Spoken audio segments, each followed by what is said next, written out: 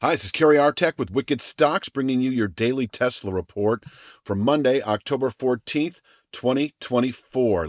But before we check out the charts, I just want to ask you to please click like, share, subscribe, and check out wickedstocks.com, where we offer a full suite of both daily and weekly analytical videos, just like the daily Tesla and daily NVIDIA reports, daily analysis in the SPY, daily analysis in the Triple Q, weekly analysis in the S&P 500 index, the NASDAQ 100 index, and Apple stock, as well as two individual stock picks a week that you never see on YouTube that cater to the 3 to 5 week swing trader out to the 3 to 5 month near term investor, always looking for 20% moves or more on those underlying stocks. And you get to see all of this for free. We offer a 5-day free trial up front. So check out wickedstocks.com.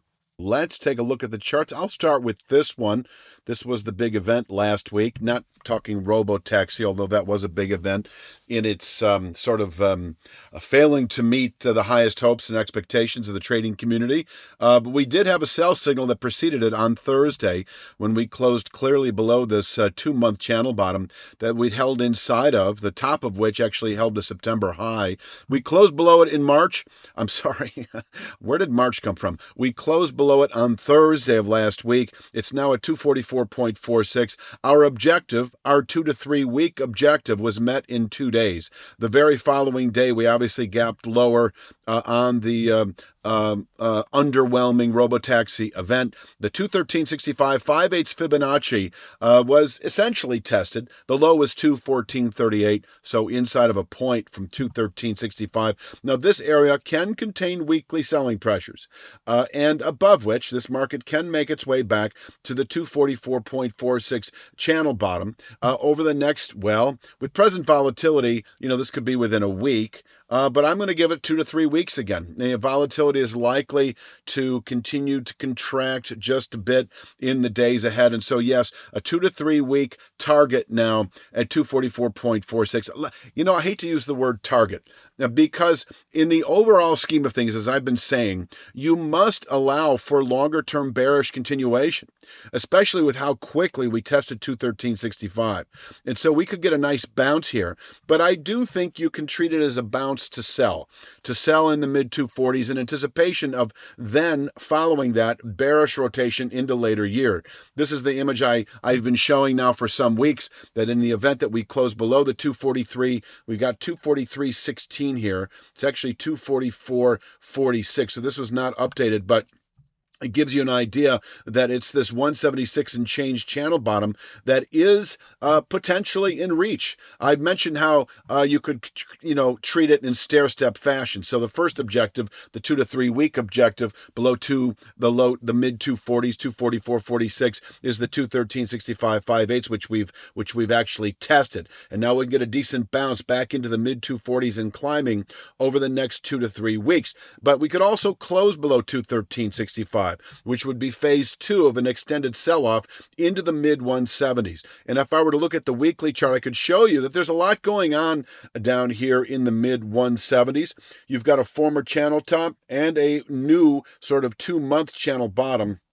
That's actually could be more like a 3 or 4 month channel bottom at 176.88, preceded by the former descending channel top at 179.31. So this area is big. It could contain selling through the rest of the year if tested, and we could come off of here nicely for the following 2 to 3 months, perhaps, as we move through the first quarter of 25. So that is kind of the big picture. But let me get back to kind of the day itself. Let's talk about the downside.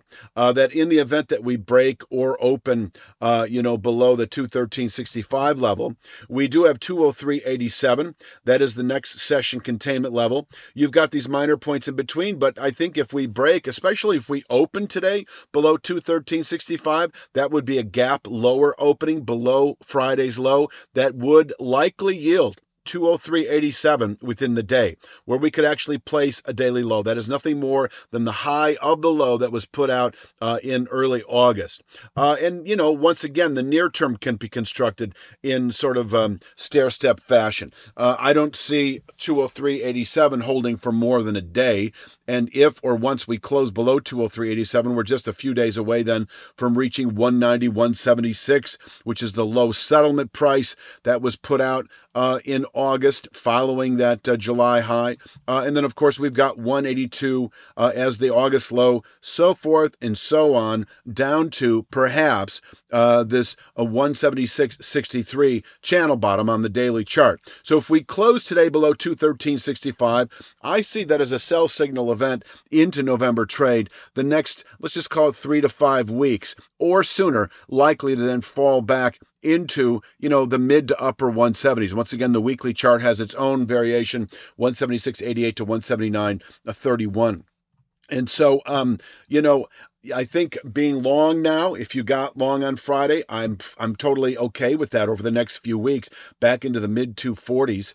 And this is climbing gradually. It's a fairly dynamic approach. There will be descending speed lines and such that we will incorporate to combine with all that. But for right now, it is a mid 240s target, a mid 240s price ceiling. We can rally back to this formation and fall away from it through November, even the rest of the year.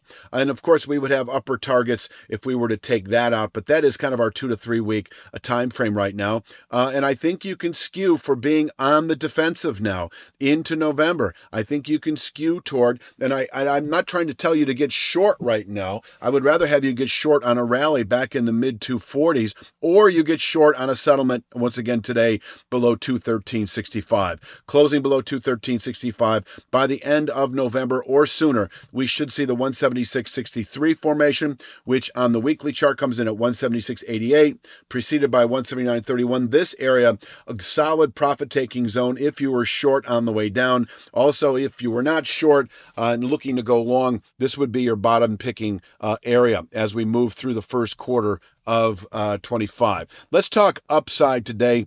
From 213.65 working our way up, we do have a descending channel top that I'm not expecting today at 235.81.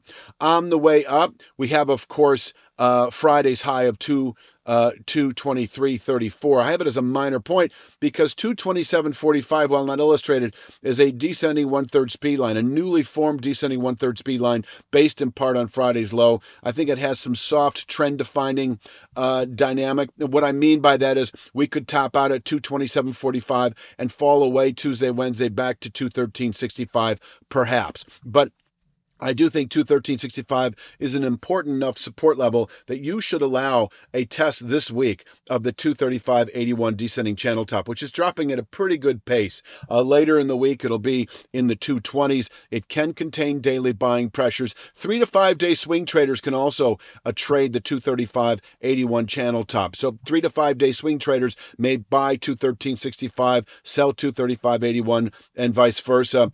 2 to 3 week swing traders are buying 213.65, holding out for the mid 240s.